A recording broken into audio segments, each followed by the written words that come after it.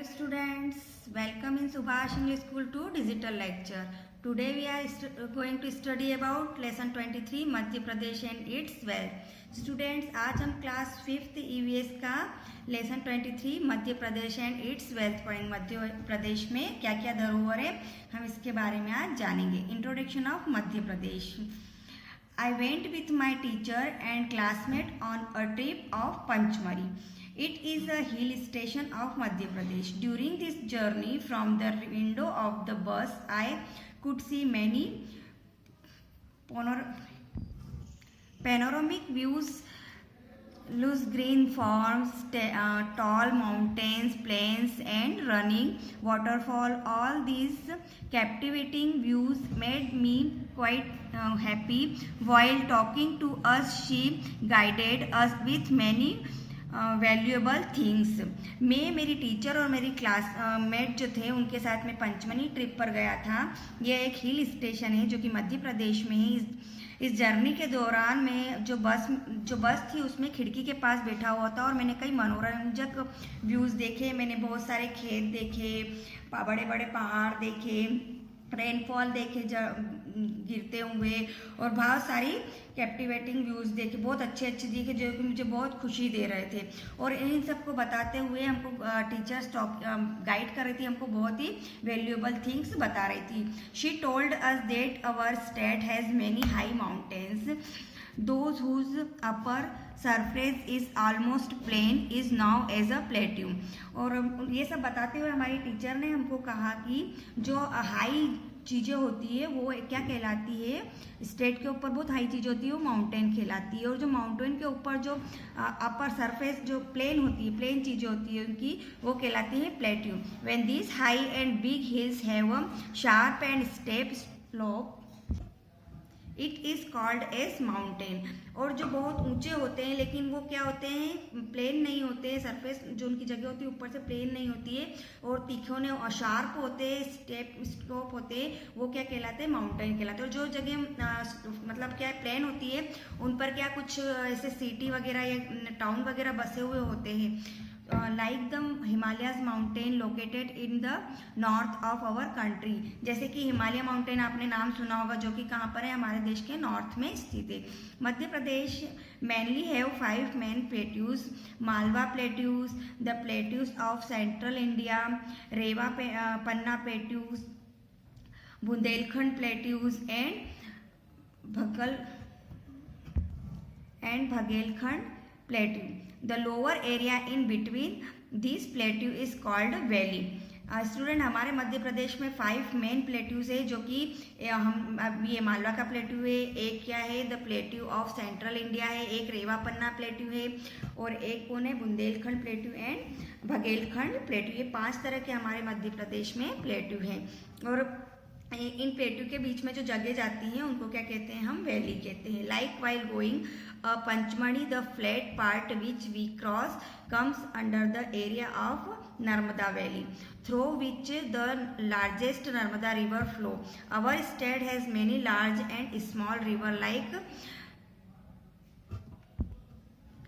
Chambal, Son, Tapti, Betwa, Shipra, Tawa, Vinganga river which flow through different area due to which our state looks full of greenery and so fertilized.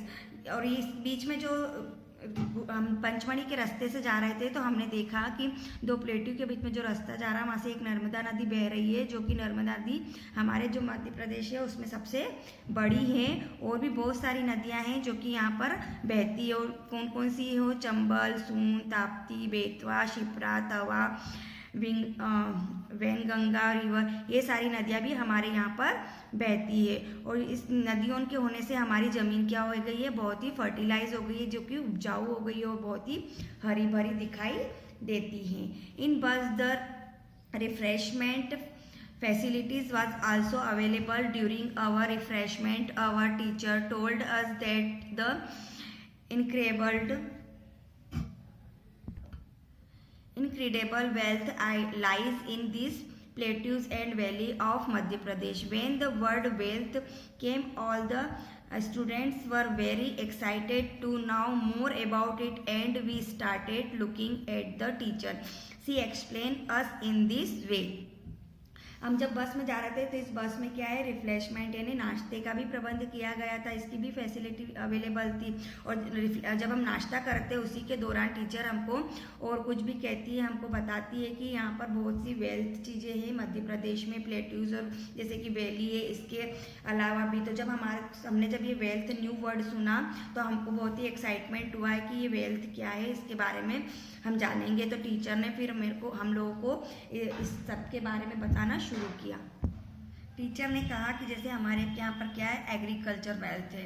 The soil of our state is very fertilize which is most appropriate for farming, so far our state is self sufficient in the production of crops and even provided a variety of agriculture wealth to other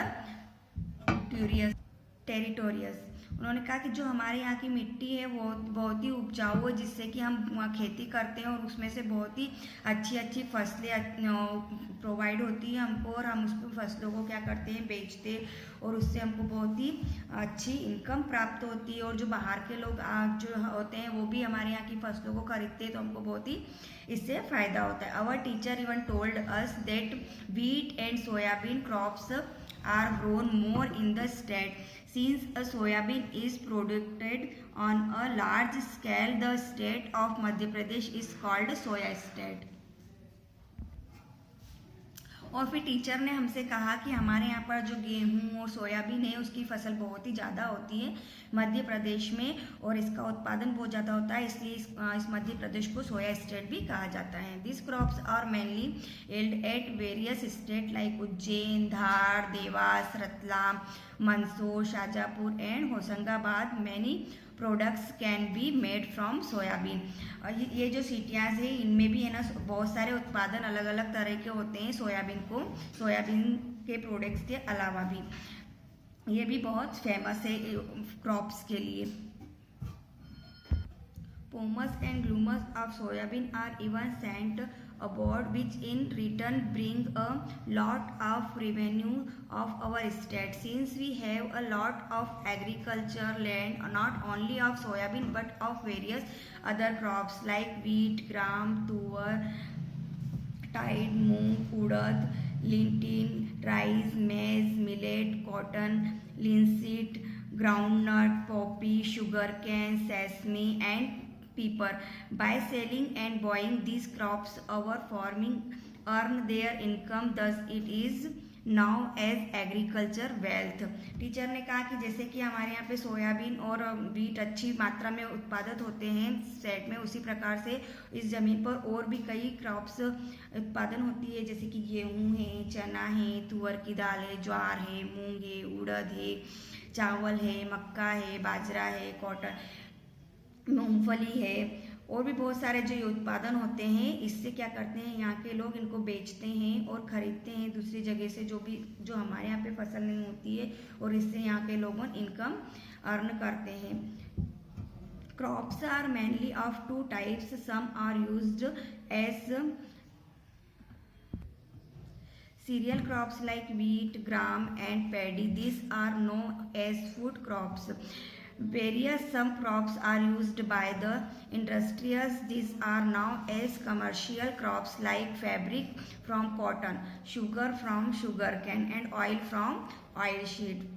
हमारे यहाँ पर दो तरह की crops उत्पादित होती हैं। एक तो होती है सीरियल क्रॉप्स, जिसमें कि आते हैं गेहूँ, ग्राम एंड पैडी, ये जो धान होते हैं जो कि खाने के काम में आते हैं, इसको फूड क्रॉप्स भी कहते हैं। और दूसरी होती है हमारी जो कि इंडस्ट्रियल एरिया में उसमें भी काम आती है, जिसको कि हम कमर्शियल क्रॉप्स कहते हैं। जैसे कि कॉटन होता है जिससे कि हम फैब्रिक बनाया जाता है, शुगर केन यानी गन्ना होता है जिससे शुगर बनाई जाती है, ऑयल शीट से ऑयल बनाया जाता है। इस तरह के उत्पादन क्या कहलाते हैं? कमर्शियल क्रॉप्स कहलाते हैं। Our crops in our year, our farmers mainly grow two types of crops. One is shown in the month of May and June, and harvested by the month of September October. These are known as kharif crops. जो किसान होते हैं वो इस साल में दो तरह की फसलें ग्रो करते हैं। एक तो होती है खरीफ क्रॉप, जिसमें कि वो मई और जून में उनको बोते हैं, जो उनके बीज होते हैं उनको बोते हैं, और सितंबर अक्टूबर में उनकी कटाई करते हैं। तो इस तरह की फसल क्या कहलाती है? खरीफ क्रॉप्स के कहलाती है। For example soybean, peanut, cotton, rice, corn, tight, ETC etcetera. ये जो होती है क्रॉप्स, ये होती हैं kharif crops. They are normally cultivated from October to November till be month of April. These are known as rabi crops. For example grams, linseed, peas etcetera. और जो फसलें अक्टूबर और नवंबर में बोई जाती हैं और अप्रैल में उनकी कटिंग की जाती है, वो फसल क्या कहलाती है? रबी क्रॉप्स कहलाती है, जैसे कि gram, linseed, peas etcetera. Some crops are shown is summer season and cultivated during the beginning of rainy season. These are known as zaid crops. For example green vegetable and seasonal fruits etcetera. और एक और फसल होती है जो कि कब बोई जाती है? गर्मी में बोई जाती है, और जो बारिश के पहले सिंचाई होती है उसकी, और उसको क्या कहते हैं? हम जायद क्रॉप्स कहते हैं। जैसे कि ग्रीन वेजिटेबल है, सीजनल फ्रूट्स है, ये सब कहाँ बोए जाते हैं? समर सीजन में। Next है mineral wealth. It was the Independence Day. While traveling in the bus, I heard a song on radio. मेरे देश की धरती सोना उगले उगले हीरे मोती, मेरे देश की धरती। जब हम बस में ट्रैवलिंग कर रहे थे तो उस दिन क्या था? इंडिपेंडेंस डे का दिन था, और हमको ये गाना सुनाई दे रहा था। तो इस गाने से ही हमको पता चल रहा है, this lines refer to the wealth this is derived from the earth, in which along with the crops we also obtain a substance from the underground mines known as minerals. These are used for making utensils, coins, jewelry, and even for building house. These minerals are purified and then used for making various valuable things. इस line से ही हमको लग रहा था कि ये इस धरती के बारे में बता रहे हैं, पृथ्वी के बारे में बता रहे हैं, जो कि हमको बहुत सारी ऐसी चीज़ें देती हैं जो कि सोने के बराबर होती है। हमारे जो अंडरग्राउंड माइंस होते हैं उसमें से हमको बहुत सारे मिनरल्स प्राप्त होते हैं, और वो उससे ही हम बहुत सारी चीज़ें बनाते हैं, जैसे कि ये बर्तन है, कॉइन्स है, ज्वेलरी है। तो ये सारी चीज़ें हमको किससे बनाई जाती है? जो कि ज़मीन में से एक धातुएं निकलती है, उनसे ही ये चीज़ें बनाई जाती है। जैसे कि बिल्डिंग भी, जब लोहे के सलिए वगैरह होते हैं, ये भी हमको ज़मीन के नीचे से प्राप्त होते हैं। तो ये जो माइंस सारे हैं ये बहुत ही वैल्यूएबल होते हैं, और ये हमको लैंड से ही प्राप्त होते हैं। जैसे कि आयरन है, आयरन से यूटेंसिल्स बनाई जाती है, बिल्डिंग से, फर्नीचर से एक्सेट्रा। कॉपर है, कॉइन बनाए जाते हैं, गोल्ड सिल्वर से कॉइन, ज्वेलरी, इलेक्ट्रिक डिवाइस बनाए जाते हैं, डायमंड से ज्वेलरी, ग्लास, कटिंग। इस तरह से डायमंड से भी बहुत सारी चीज़ें बनाई जाती है, कोयल से इलेक्ट्रिकल कंस्ट्रक्शन, फ्यूल, ये सब चीज़ें भी बनाई जाती हैं।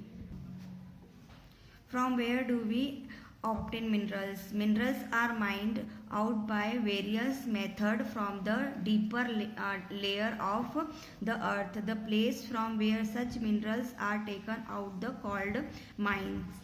There are places which are famous and now for the availabilities of such mines and minerals like Malakhand in Balaghat district of Madhya Pradesh, which is now from mining of copper in our state. The major minerals are found in the following locations. जब हमको ये minerals प्राप्त होते हैं तो हम इनको कहाँ से, जो हमारी ज़मीन होती है उसके नीचे गहराई से, पृथ्वी से हमको इसको निकालने के लिए बहुत ही सारी मेथड करना पड़ती है, तब जाके हमको ये चीज़ें प्राप्त होती है। और ये जब ये मेथड करते हैं तो हम इसको क्या कहते हैं? माइंस कहते हैं। और हर जगह पर ये अलग अलग उत्पादन प्राप्त होता है। इनके लिए हम एक फेमस सिटियाँ होती है, जैसे कि मलज खंड में पाया जाता है। बालाघाट डिस्ट्रिक्ट में क्या पाया जाता है, ये कॉपर पाया जाता है। इसी तरह से अलग अलग सिटियों में अलग अलग चीज़ें पाई जाती है जो कि उस चीज़ के लिए फेमस होती है। जैसे कि मिनरल से एरिया और डिस्ट्रिक्ट, यहाँ पर ये मिनरल से जैसे डायमंड है तो डायमंड कहाँ पर प्राप्त होता है हमको, पन्ना में।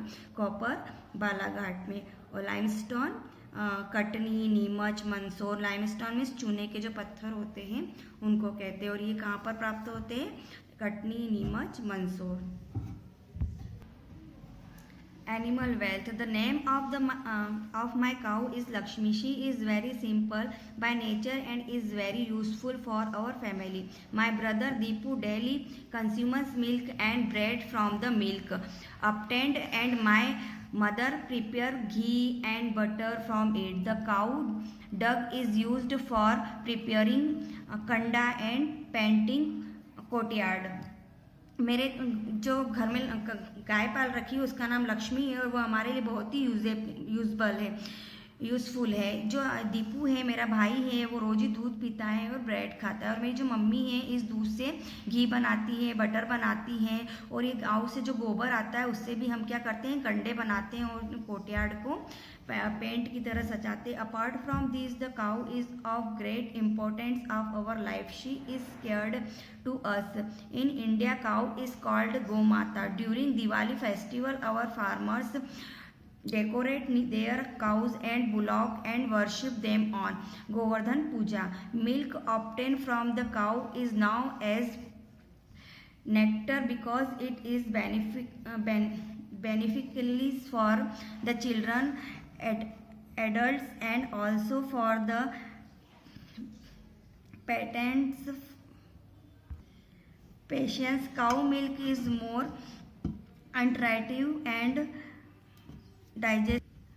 nutritive and digestive than the milk of other animals. Its urine is also used for curing many diseases in naturopathy treatment. जो हमको गाँव से जो भी चीज़ें मिलती है वो बहुत ही इम्पोर्टेंट होती है हमारी लाइफ के लिए। हम भले ही हमारी इस गौ माता से डरते हों, लेकिन ये हमारे लिए बहुत ही उपयोगी है। हम इसको गौ माता कहते हैं। दिवाली के समय जब हम इसकी पूजा करते हैं, दिवाली के दूसरे दिन जिसको हम क्या कहते हैं, गोवर्धन पूजा के नाम से जानते हैं। गाय हमको जो है बहुत ही अच्छी चीज़ें देती है, इससे बहुत बेनिफिट मिलता है हमको। बच्चों को भी इसके दूध वगैरह से बहुत ही बेनिफिट मिलता है। और काऊ का मिल्क जो है हमको डाइजेशन करने में भी बहुत ही उपयोगी होता है, बहुत ही जल्दी हम डाइजेस्ट कर लेते हैं। और इनकी जो गाय की यूरिन होती है ये भी हमारे दवाइयों के काम आती है, ट्रीटमेंट करने के काम आती है जब हम बीमार पड़ जाते हैं तो।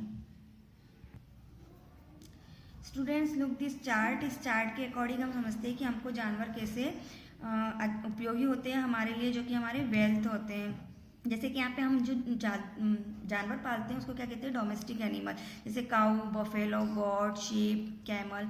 तो ये हमको क्या देते हैं, काऊ ड्यूरिंग जो हमको देते हैं, दूध देते हैं, घी देते हैं, बटर मिल्क देते हैं, और इनके यूरिन से भी हमको बहुत सारी दवाइयाँ प्राप्त होती है जो कि किसको काम आती है, ह्यूमन रेस। और हम ट्री प्लांट्स जो होते हैं उससे भी हमको बहुत सारी चीज़ें प्राप्त होती है। फ्रेश एयर प्राप्त होती है, फूड आइटम्स प्राप्त होती है, और कंपोस्ट ऑयल हमको ज़मीन से मिलता है, बहुत सारी चीज़ें। तो इस तरह से हमारे को ये एनिमल्स उपयोगी है हमारे जीवन के लिए। तो ये एनिमल्स वेल्थ भी हमारे लिए बहुत ही हमारे जीवन में उपयोगी होते हैं।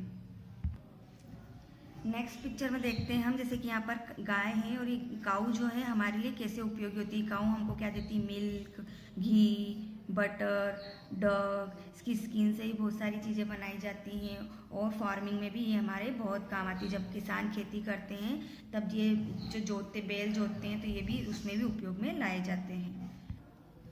सम अदर यूजफुल एनिमल्स जो कि हमको हमारी दिनचर्या में काम आते हैं, जैसे कि गॉट है, हॉर्स है, डंकी है, कैमल है, शीप है। ये भी हमारे लाइफ में बहुत ही उपयोगी होते हैं।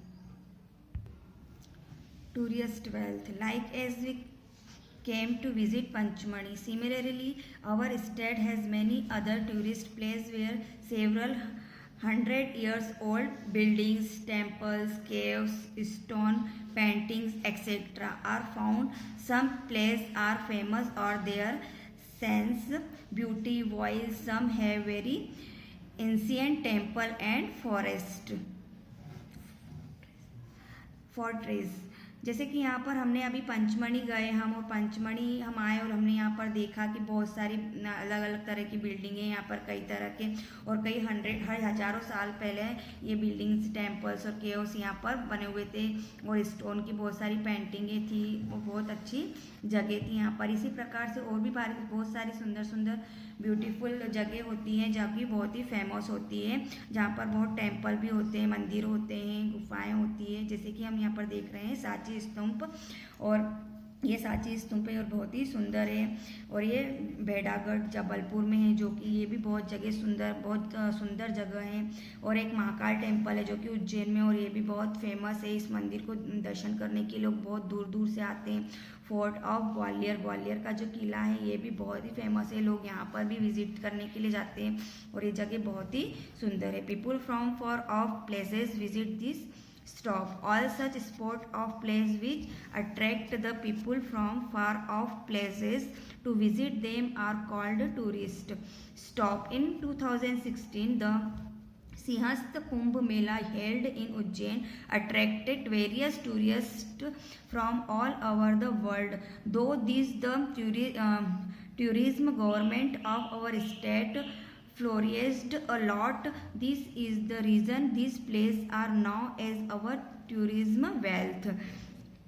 लोग यहाँ इस जगह पर, जो हमने यहाँ पर पिक्चर देखी, इस जगह पर लोग जाते हैं विजिट करने के लिए और बहुत ही आनंद लेते हैं।